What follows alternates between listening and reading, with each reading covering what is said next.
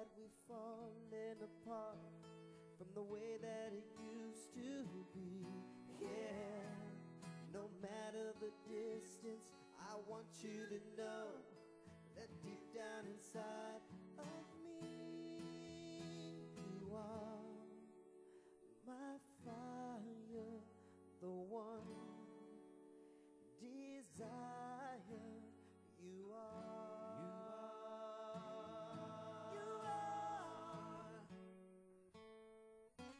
I don't wanna hear you say nothing but a heartache, nothing but a mistake.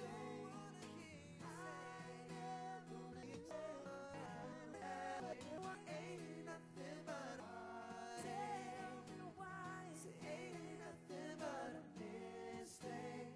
Tell me why. I never wanna hear you say I want it that way, 'cause I want it that way. They are one of the biggest acts in pop music history. They've sold over 76 million records and have had more top 10 hits here and around the world than you can even count. And this morning, we are so pleased to be spending the next hour with Backstreet Boys, starting right now on Private Sessions.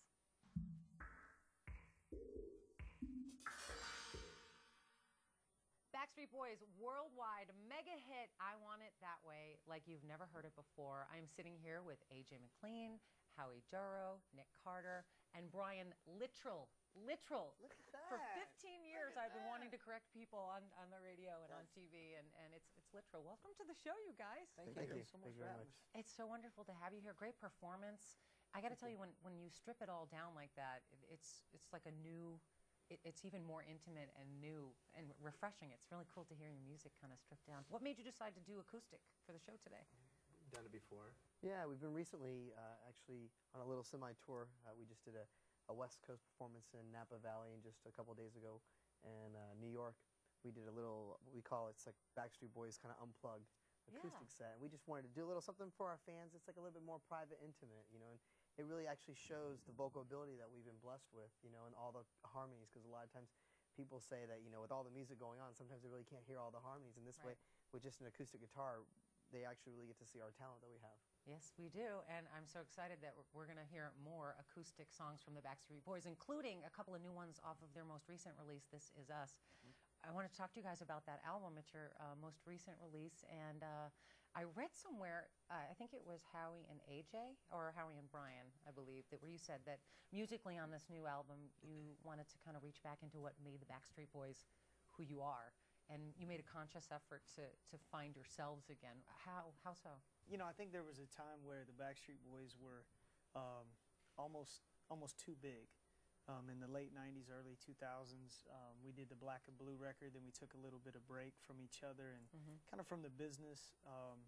And then we got back in the studio, we did the Never Gone record, and then now we moved on to Unbreakable, and now This Is Us. And I think those, we call them kind of growing pains to kind of transcend into where the Backstreet Boys are headed. But what you'll find as we've gotten older and spent more time together, you know, we're comfortable being Backstreet Boys. We're comfortable doing music that we do best, and we're not trying to be anything that we're not. So with This Is Us, it's really a testament to kind of who we are, the music that we do, from that dance, pop. It's a Euro dance club mix, mixed with the pop vocals, a little bit of our R&B as well. So it's, you know, it's a conglomerate of a lot of things that make the Backstreet Boys and have made the Backstreet Boys successful for many, many years, as well as the fans. So That's right. And we're trying to get back to basics.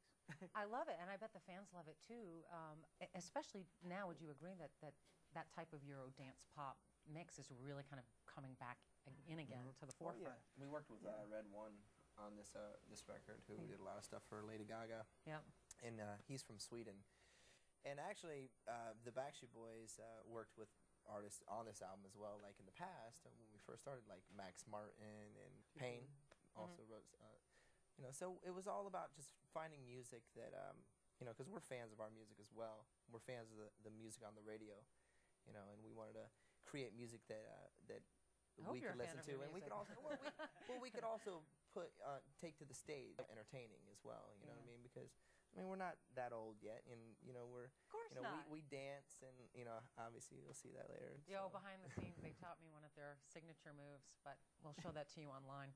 Kevin Richardson, of course, he left a few years back, Brian's cousin.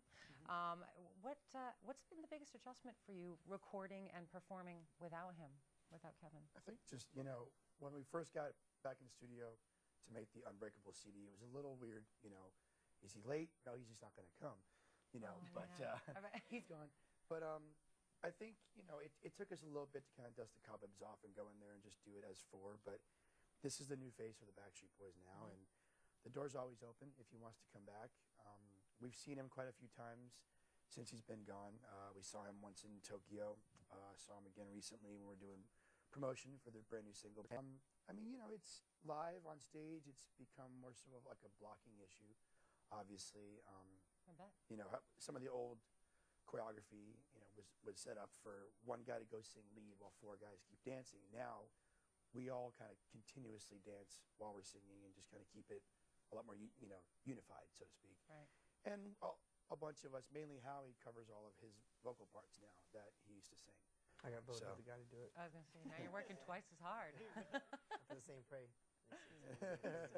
No, but you guys all seem very supportive of each other, and I'm sure you know, being in the business as long as you have, that's a very rare thing. I think we know each other better today than we ever have in the past. You actually became friends. Our influence is funny, you know, we're groups such as Shy. As a group, we're Shy, Jodeci, groups like Boys to Men, groups that could actually sing. You know, they actually sang, you know, a cappella. If you listen to Shy's album, you know, one of the songs we always sang was "If I Ever Fall in Love," and that would be the song that actually got our record deal for us. You know, because we went into Jive Records, you know, and sang that, and they were like, "Wow, this isn't just, you know, bands that we've heard in the past or groups that we've heard in the past," you know, and that's why we could sit there and play guitar. And, Well, I'm gonna interrupt because we got to take a break, but you just touched on where it all started for you, and we're gonna find all of that out when we come back. We're gonna find out how Nick and Howie and Brian and AJ all came together and became the Backstreet Boys. You don't want to go anywhere. We got a lot more music and a lot more with the Backstreet Boys when we come back right after this. Next week, R&B songstress Toni Braxton is here, only on Private Sessions. Sometimes life can be, well,